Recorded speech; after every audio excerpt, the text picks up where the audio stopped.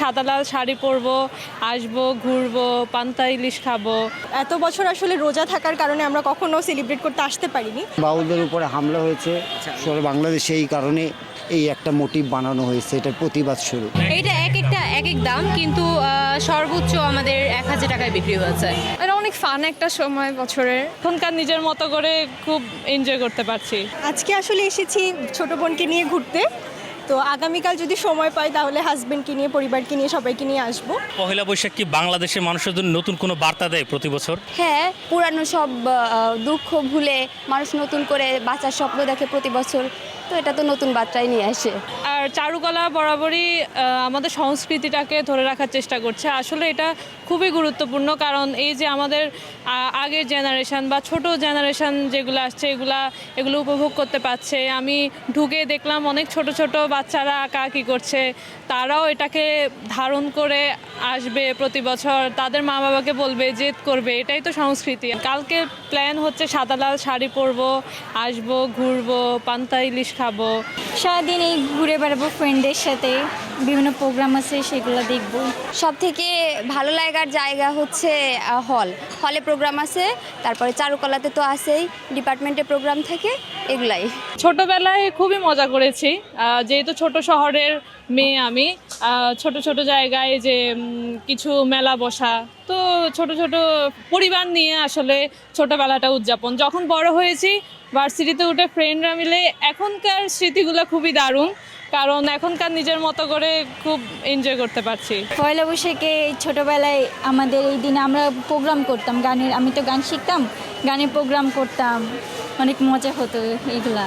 Miss করি, তবে জীবন তো প্রবাহে চলেই যাবে। জীবনের এখন অন্যরকম সুন্দর, তখন অন্যরকম সুন্দর, তবে মিস করি অনেক শৈশবকে। আমরা তো গ্রাম থেকে আসছি, তো গ্রামে তো পয়লা বৈশাখ ওইভাবে পালন করা হয় না। যখন শহরে আসছি তখন তো এটাও নতুন মাত্রা নিয়ে আসছে নিজেদের জন্য, প্লাস সাজুগুজু তো একটা থাকেই, তারপরে আদার্স প্রোগ্রাম থাকে, তো অনেক ভালো লাগে। আগামীকাল অনেক ভিড় থাকবে, এই জন্য আর কি আজকেই চলে এসেছি। তো উদ্দেশ্য ছিল এটা আর্ট করবো, অনেক ইচ্ছা ছিল, সেটা হয়েছে আর কি, ভালোই লাগছে। পহেলা বৈশাখের প্রস্তুতি প্রায় শেষের দিকে। এবারে শোভাযাত্রায় কি কি থাকছে সেটি এখন একটু দেখানোর চেষ্টা করব। আমার সামনে দেখছেন একটি দোতারা প্রস্তুত করা হচ্ছে। মূলত সারা দেশে বাউলদের উপরে যে হামলা করা হয়েছে, সেই হামলার প্রতিবাদ স্বরূপ এই দুই তারাটি আগামীকাল শোভাযাত্রায় থাকবে।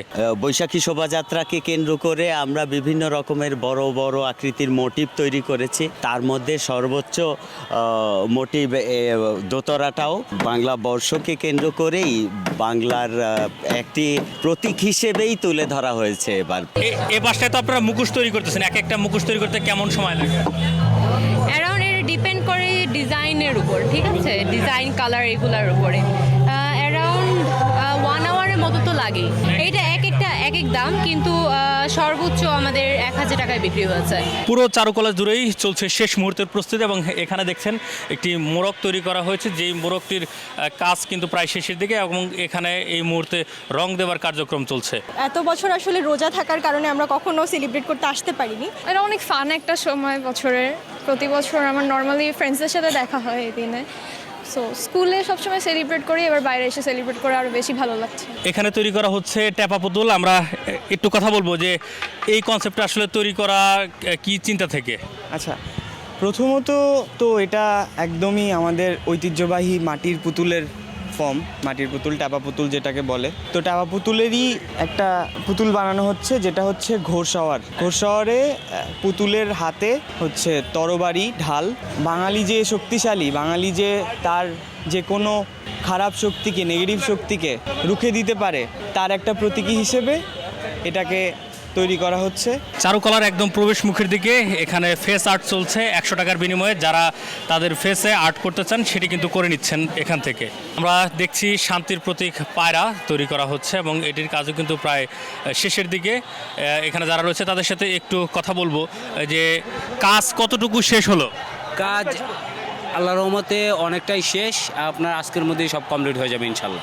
এই হাতিটি আসলে কেন প্রদর্শন করা? প্রতি বছর আমরা দেখি শোভাযাত্রায় বিভিন্ন ধরনের মোটিভ তৈরি করে, তাদের পিছনে বিভিন্ন গল্প থাকে। এটার পিছনে আসলে গল্পটা কি? হাতিও হচ্ছে আমাদের সংস্কৃতির মধ্যে পড়ে, সেটার জন্য আর কি আমাদের হাতিটা আনা। এবার চারুকলা জুড়ে যেন চলছে পুরো উৎসবের আমেজ। আমরা দেখছি এই মুহূর্তে ছোট ছোট পুতুল তৈরি করে সেগুলোকে কিন্তু বিক্রি করা হচ্ছে। এই নববর্ষকে কেন্দ্র করে আগামী 14 তারিখ আমাদের ঢাকা বিশ্ববিদ্যালয়ের সব থেকে বড় যে অনুষ্ঠানটি হয়, সেই নববর্ষের শোভাযাত্রা, অর্থাৎ আমাদের পহেলা বৈশাখ শোভাযাত্রা কিন্তু এবার অনুষ্ঠিত হবে। সেই অনুষ্ঠানকে কেন্দ্র করে আমরা দেখেছি 2024 সালের 5 আগস্ট পরবর্তী সময়ে কিন্তু এই অনুষ্ঠানকে বিভিন্নভাবে বিলম্বিত প্রলম্বিত করার জন্য কিন্তু যারা ষড়যন্ত্রকারী ছিল তারা কিন্তু একটি মোটিভে তখন আগুন দিয়েছিল। তো এইবার যেন সম্পূর্ণ নিরাপদ পরিবেশে নিশ্চিত নিরাপত্তার ভিতর দিয়ে একটি সুন্দর আমাদের এই সাংস্কৃতিক আয়োজন, যেটি দীর্ঘদিনের আমাদের একটি সংস্কৃতির অংশ, সেটি যেন ভালোভাবে প্রচলিত হয় বা ভালোভাবে আপনার যায়, সেই জন্য আমরা এখানে ঢাকা বিশ্ববিদ্যালয়ের শিক্ষক, শিক্ষার্থী, কর্মকর্তা, কর্মচারী সকলের একটি ঐকান্তিক প্রচেষ্টা রয়েছে।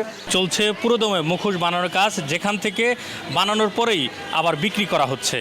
অবশ্যই ভালো লাগে, একটা আনন্দমোহর মানে যে একটা পরিবেশ চারুকলার মধ্যে তৈরি হয়, একটা উৎসব মুখর পরিবেশ, এইটাই আসলে আমাদের প্রত্যেকটা মুহূর্তেই অনেক ইম্পর্ট্যান্ট অ্যান্ড আনন্দঘন আর কি।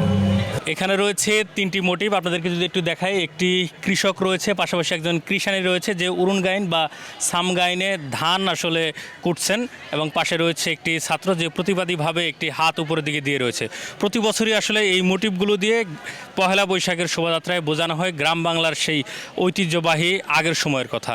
এখানে কিন্তু এই মুহূর্তে আমরা দেখছি পটচিত্র তৈরি করছেন। একটু কথা বলবো দাদা, এই পটচিত্রে আসলে কি কি ফুটে তোলা হয়েছে? আচ্ছা, আমাদের বাংলা 4000 বছরের ঐতিহ্য হচ্ছে পটচিত্র। পটুয়ারা পটের গান পরিবেশন করতে এবং গান গেতেন। আমাদের যে নদীমাতৃক দেশে যে গ্রামীণ যে মেলাগুলো হতো, এই মেলাগুলো দেখার আমারও সৌভাগ্য হয়েছে। আমার নানা বাড়ি তিলাই নদীর পাড়ে ছিল। তো এইভাবেই হচ্ছে আমরা হচ্ছে পটচিত্র আমাদের লোকশিল্পগুলোকে তুলে ধরার জন্য যে যার অবস্থান থেকে কাজ করে যাচ্ছি। এবং আমার বৈশাখ উপলক্ষে পটের গানও আছে, এটা আপনাদের শোনাই।